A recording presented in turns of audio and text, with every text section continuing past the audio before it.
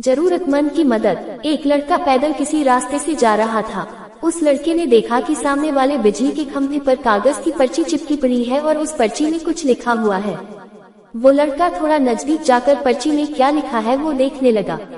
उस कागज की पर्ची में लिखा था, कल इस रास्ते से गुजरते वक्त मेरे 100 रुपए कहीं गिर गए थे। मैंने ढूंढने की बहुत कोशिश की लेकिन मुझे वो नहीं मिले। कृपया इस रास्ते पर कहीं भी किसी को भी मेरे 100 रुपए मिले तो इस पते पर पहुंचा देना। पर्ची में उसका एड्रेस भी लिखा हुआ था। लड़के को ये पर्ची पढ़कर उस एड्रेस पे जाने का मन करने लगा। वो लड़का उस एड्रेस पे जाने के लिए आगे बढ़ने लगा।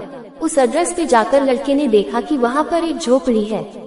लड़के ने बाहर से आवाज लगाई तो उस झोपड़ी में से एक वृद्ध औरत लाठी के सहारे बाहर आने लगी। लड़के को पता चल गया कि वो वृद्ध औरत सिर्फ अकेली ही इस झोपड़ी में रहती है। वो लड़के ने उस वृद्ध औरत से कहा कि माँ जी, आपके 100 रुपए जो गिर गए थे वो मुझे मिले हैं। ये रहे आपके 100 रुपए। उस लड़के की बात सुनकर वो वृद्ध औरत रोने लगती है और कहती है कि बेटा, अब तक करीब 15-20 लोग मुझे 100 रुपए देकर जा चुके हैं। बेटा, मुझे ठीक से दिखाई भी नहीं देता है और मुझे पढ़ना लिखना भी नहीं आता है। पता नहीं किसने मेरी ऐसी हालत देखकर मेरी मदद करने के लिए ऐसा किया है। लड़के ने 100 रुपए रखने के लिए कहा पर वो वृद्ध औरत नहीं मानी। लड़के के बहुत आग्रह करने के बाद आखिर में वो वृद्ध औरत मान जाती है, लेकिन वो उस लड़के से कहती है कि तुम जाते वक्त वो पर्ची वहाँ से फाड़ कर फेंक देना। मुझे पता नहीं कि किसने मेरे पे तरस खाकर ऐसा किया है।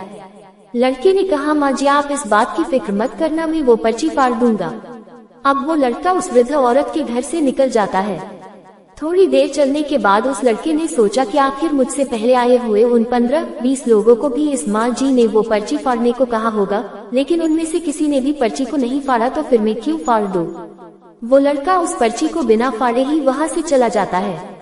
लड़के ने 100 रुपए रखने के लिए कहा पर वो वृद्ध औरत नहीं मानी।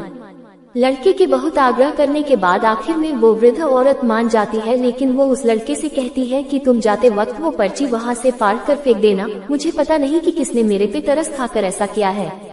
लड़के ने कहा, माँ जी, आप इस बात की फिक्र मत करना, मैं वो पर्ची फाड़ दूंगा।